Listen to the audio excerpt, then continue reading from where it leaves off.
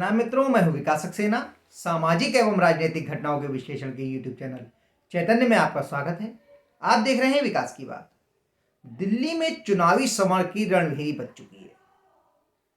आम आदमी पार्टी और भारतीय जनता पार्टी के दोनों ही पार्टियों के कार्यकर्ता सड़कों पर उतरे हुए हैं, चुनाव प्रचार कर रहे हैं, प्रदर्शन कर रहे हैं और एक दूसरे को इस चुनावी समर में पटखनी देने के लिए प्रयास कर रहे हैं। लेकिन तीसरे प्रमुख दल आम आदमी पार्टी से पहले जिसकी सरकार थी दिल्ली में, लंबे समय तक सरकार थी, यानी कि कांग्रेस, उसके सबसे प्रमुख नेता, सबसे प्रभावशाली नेता और सबसे ज़्यादा जनाधार वाले नेता, यानी कि अगर कहें तो उनकी सेना के सर सेनापति वो नदारद है, कहीं नजर ही नहीं आए अभी तक इस पूरे चुनाव में। हालांकि उनकी ही सेना के कई छत्रपों ने प्रयास किए हैं केजरीवाल जी को घेरने के और आम आदमी पार्टी के दूसरे नेताओं को घेरने के, भारतीय जनता पार्टी को, लेकिन सेनापति के अभाव में कांग्रेस पार्टी कितनी दूर तक इस संघर्ष में टिक पाएगी ये कहना बड़ा मुश्किल है। यहां आपको बता दें कि पूर्व प्रधानमंत्री डॉक्टर मनमोहन सिंह जी के निधन के बाद 1 या 2 दिन के बाद कांग्रेस के पूर्व अध्यक्ष और लोकसभा में नेता प्रतिपक्ष राहुल गांधी जी विदेश यात्रा पर चले गए थे। हालांकि उनके विदेश यात्रा पर जाने पर कई लोगों ने तीखी टिप्पणी भी की थी। भाजपा के नेता तो ये यहां तक कह रहे थे कि उनके लिए नववर्ष का उत्सव मनाना, उसका जश्न मनाना इतना महत्वपूर्ण हो गया कि राष्ट्रीय शोक के अवसर पर भी वो देश के बाहर चले गए। लेकिन ये उनका अपना निजी मामला है और उनकी पार्टी का मामला है। यहाँ पे आज हम बात कर रहे हैं कि आखिर जब भारतीय जनता पार्टी, आम आदमी पार्टी और उसके नेता, यहाँ तक कि प्रधानमंत्री नरेंद्र मोदी स्वयं इस चुनाव में अपनी उपस्थिति दर्ज करा चुके हैं, उनके कार्यक्रम लगातार दिल्ली में हो रहे हैं, इसके बावजूद राहुल गांधी जी आखिर कहाँ हैं, इसको लेकर बहुत सारे लोग सवाल पूछ रहे हैं। अभी ये सूचना आई है कि शायद 13 तारीख से, यानी कि मकर संक्रांति से ठीक एक दिन पहले, राहुल गांधी जी अपने चुनाव अभियान का आगाज करेंगे, प्रारंभ करेंगे। लेकिन जो प्रश्न है वो तो जहां के तहां खड़ा हुआ है कि अजय माकन जी जो हैं वो सवाल उठा रहे हैं आम आदमी पार्टी पर। उन्होंने केजरीवाल जी को फर्जीवाल कह दिया, उनको देशद्रोही कह दिया। पूर्व मुख्यमंत्री शीला दीक्षित जी के बेटे संदीप दीक्षित वो हमलावर हैं। लेकिन इसके बाद भी अभी तक ना तो राहुल गांधी जी सक्रिय हुए हैं, ना प्रियंका गांधी जी सक्रिय हुई हैं इस दिल्ली के चुनाव में। कहा यह जा रहा है कि 13 जनवरी से राहुल गांधी जी चुनाव प्रचार प्रारंभ करेंगे और पहली जनसभा उनकी होगी सीलमपुर क्षेत्र में। ये सीलमपुर क्षेत्र वही है जहां के मतलब कांग्रेस के बड़े नेता हैं मतीन अहमद, उनके बेटे जो हैं चौधरी जुबेर अहमद, वो आम आदमी पार्टी में शामिल हो गए हैं। इसके बाद मतीन अहमद ने भी कई दशकों से वो कांग्रेस पार्टी के साथ थे, उन्होंने कांग्रेस का साथ छोड़ दिया है। अब सुनने में आ रहा है कि वहां पर इन्हीं के परिवार के लोग चुनाव लड़ रहे हैं सीलमपुर से। तो सीलमपुर से जनसभा के द्वारा अपने चुनाव अभियान की शुरुआत करके राहुल गांधी जी ये स्पष्ट संदेश देना चाह रहे हैं कि वो आम आदमी पार्टी को ऐसे ही वॉक ओवर देने नहीं जा रहे हैं। इसके अलावा जिस तरह से नई दिल्ली से अरविंद केजरीवाल के खिलाफ संदीप जी जो हैं, संदीप दीक्षित, उनको प्रत्याशी बनाया गया है जो कि शीला दीक्षित जी के बेटे हैं, उन्होंने केजरीवाल जी के लिए मुसीबत खड़ी कर रखी है और त्रिकोणीय मुकाबला बना दिया है। यहां से भारतीय जनता पार्टी की ओर से पूर्व मुख्यमंत्री साहिब सिंह वर्मा के बेटे परवेश वर्मा जो हैं वो चुनाव लड़ रहे हैं, जो पूर्व सांसद थे। इसी तरीके से कालकाजी सीट भी कांग्रेस ने उलझा दी है आम आदमी पार्टी के लिए। कालकाजी से आम आदमी पार्टी की ओर से वर्तमान जो मुख्यमंत्री हैं उनकी आतिशी, वो चुनाव लड़ रही हैं और कांग्रेस ने आम आदमी पार्टी छोड़ करके जो कांग्रेस में शामिल हुई थी अलका लांबा, उनको वहां से चुनाव प्रत्याशी बनाया है। और भारतीय जनता पार्टी की ओर से पूर्व सांसद रमेश भिधोड़ी यहां पर ताल ठोक रहे हैं। तो ऐसी हालत में ये दोनों ही सीटें जो हैं वो उलझी हुई हैं आम आदमी पार्टी के लिए।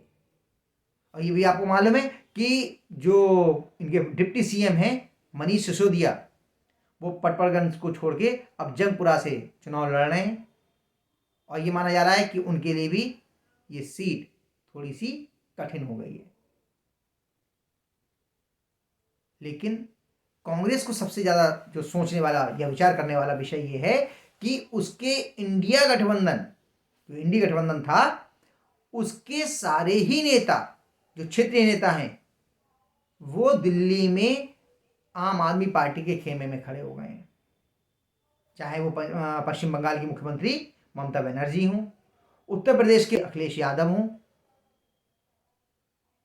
जो बिहार है, बिहार में आरजेडी के नेता तेजस्वी यादव हों, या फिर महाराष्ट्र में शिवसेना उद्धव ठाकरे गुट के नेता उद्धव ठाकरे हों, इन सभी नेताओं ने आम आदमी पार्टी के साथ खड़े होने का फैसला किया है। तो ऐसी हालत में ये निश्चित है कि जो कांग्रेस पार्टी बिल्कुल गर्त में जा चुकी है, दिल्ली में एक भी सीट नहीं है वर्तमान में विधानसभा में, उसमें उसके पास ना ही लोकसभा में, उस कांग्रेस पार्टी को अपना अस्तित्व बचाना भी एक बार फिर खतरे में दिखाई दे रहा है। लेकिन जिस ढंग से राहुल गांधी की ओर से यह कहा जा रहा है कि वो 13 जनवरी से सीलमपुर से जो है अपना चुनाव अभियान का शुरुआत करेंगे, और इसके द्वारा जो दिल्ली के 12% मुस्लिम मतदाता हैं और जिनका बहुत ज़्यादा प्रभाव है कुछ सीटों पर, जैसे आपकी ये हो गई मुस्तफ़ाबाद हो गई, चांदनी चौक, बल्ली मारन, ओखला, त्रिलोकपुरी, जंगपुरा, मटिया महल, इस तरह से लगभग 22 सीटें हैं जिन पर मुस्लिम मतदाताओं का काफ़ी प्रभाव है। राहुल गांधी जी का यह प्रयास रहेगा इन 22 सीटों पर वो मुस्लिम जनाधार को अपने वापस पा सके, और इसी तरीके से जो लगभग 17% दलित मतदाता हैं उनको भी वापस अपने खेमे में बुलाने के प्रयास कर रहे हैं।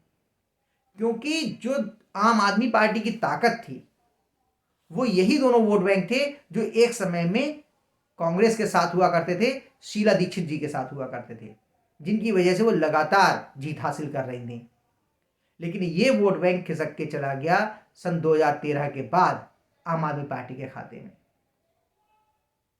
अब इस वोट बैंक को वापस पाना है, लेकिन राहुल गांधी जी जो नेता प्रतिपक्ष हैं, कांग्रेस के सबसे बड़े नेता हैं, अभी तक ऐसा लग रहा है वो सक्रिय नहीं हुए हैं। क्योंकि यदि वो सक्रिय होते तो जिस तरह से एक एक करके इंडी गठबंधन के नेता उनका साथ छोड़कर आम आदमी पार्टी के पक्ष में जा रहे हैं, उनके पक्ष में प्रचार कर रहे हैं, तो हो सकता है वो उनमें से किसी को रोक पाते या कम से कम उनके लिए इस चुनाव से दूर रहने के लिए कह देते।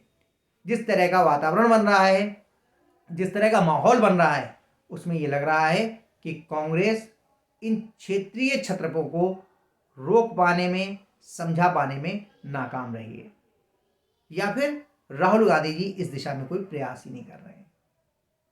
क्या इच्छा है उनकी, क्या वो वॉकओवर देना चाह रहे हैं या फिर किस तरह से वो काम करना चाह रहे हैं, ये तो राहुल गांधी जी ही ज़्यादा अच्छे तरीके से समझते होंगे। क्योंकि जब चुनावी समर का शंखनाद हो चुका है, उसकी तारीखों का ऐलान हो चुका है, 5 फरवरी को वोट पड़ने हैं, 8 फरवरी को मतगणना होनी है, चुनाव के नतीजे आने हैं, और अभी तक राहुल गांधी जी कहाँ हैं, उनका ना तो कोई बयान आया है, ना तो उन्होंने अपने नेताओं से ये कहा है कि वो इतने तीखे हमले आम आदमी पार्टी और केजरीवाल जी पर ना करें, और ना ही उन्होंने अपने क्षेत्रीय जो छत्रप हैं, चाहे वो ममता बनर्जी हो गई, अखिलेश यादव हो गए, उद्धव ठाकरे हो गए, तेजस्वी यादव हो गए, इनको कांग्रेस के विरुद्ध आम आदमी पार्टी के पक्ष में प्रचार करने के लिए रोकने का कोई प्रयास किया है। क्या रणनीति है, कैसे वो इस चुनाव में अपनी उपस्थिति दर्ज कराएंगे, ये तो राहुल गांधी जी ज़्यादा अच्छा से जानते होंगे। क्योंकि जल्दी में ही एक और नेता कांग्रेस पार्टी को मिली हैं, जिनका नाम है प्रियंका गांधी वाड्रा। जो उनके दो एक मूव रहे हैं, पॉलिटिकल मूव, वो काफ़ी अच्छे रहे हैं। ऐसा लग रहा है कि वो एक कांग्रेस पार्टी को एक नए तरह की राजनीति करने का प्रयास करेंगी, लेकिन वो भी अभी तक दिल्ली चुनाव से दूर बनी हुई हैं। अभी तक उन्होंने भी किसी प्रकार का ना तो कोई बयान जारी किया है, ना ही सड़कों पर दिखाई दी हैं, न चुनाव प्रचार के लिए उतरी हैं। आम आदमी पार्टी और भारतीय जनता पार्टी के नेताओं का समझ लीजिए, वो डोर टू डोर जो है कैंपेन कर रहे हैं, चुनाव प्रचार कर रहे हैं, एक दूसरे के खिलाफ हमलावर हैं, सड़कों पर उतरे हुए हैं, प्रदर्शन कर रहे हैं। कभी आम आदमी पार्टी जो है वो प्रधानमंत्री निवास की ओर जाने का प्रयास करती है, तो कभी भारतीय जनता पार्टी के जो कार्यकर्ता हैं वो अरविंद केजरीवाल के निवास की ओर जाने का प्रयास कर रहे हैं और शीश महल को लेकर उनको घेरने का प्रयास कर रहे हैं। तो ये दोनों दल तो लगातार सक्रिय हैं, इनके कार्यकर्ता सक्रिय हैं, लेकिन कांग्रेस पार्टी के सरसेनापति राहुल गांधी जी अभी तक शांत हैं, दिखाई नहीं दे रहे हैं। देखिए 13 तारीख के बाद वो कितनी सक्रिय दिखाते हैं, कितना सड़कों पे दिखाई देते हैं, कितना चुनाव प्रचार करते हैं। प्रियंका गांधी जी क्या करती हैं, या मल्लिकार्जुन खड़गे जो कि अध्यक्ष हैं कांग्रेस पार्टी के, वो कितना सक्रिय होकर के इस चुनाव मैदान में आते हैं। इसके अलावा सुना ये भी जा रहा है कि कांग्रेस के तीनों मुख्यमंत्री, कर्नाटक के सिद्धरामैया जी, तेलंगाना के रेवंत रेड्डी जी, या फिर हिमाचल प्रदेश के सुखविंदर सिंह सुक्खू जी, इनको भी कोशिश की जा रही है कि दिल्ली के चुनाव में, विधानसभा चुनाव में इनको लाया जाए, ताकि कांग्रेस पार्टी के पक्ष में मतदान जो है माहौल बनाया जा सके। देखते हैं क्या होता है। अभी 13 तारीख तो 2 दिन बाद ही है, धीरे धीरे करके सब चीज़ें सामने आना शुरू हो जाएंगी। तो आज के अंक में बस इतना ही। अगले अंक में हम लोग फिर मिलेंगे किसी नए मुद्दे के साथ। तब तक के लिए अनुमति दीजिए। आपसे अनुरोध है कि अगर आपको ये वीडियो पसंद आया हो तो इसे लाइक कीजिए, शेयर कीजिए, और हाँ, अगर इस चैनल पर आप नए हैं तो आपसे ये भी अनुरोध है कि इस चैनल को सब्सक्राइब करने के बाद नोटिफिकेशन का बेल आइकन जरूर दबाइए। धन्यवाद, प्रणाम।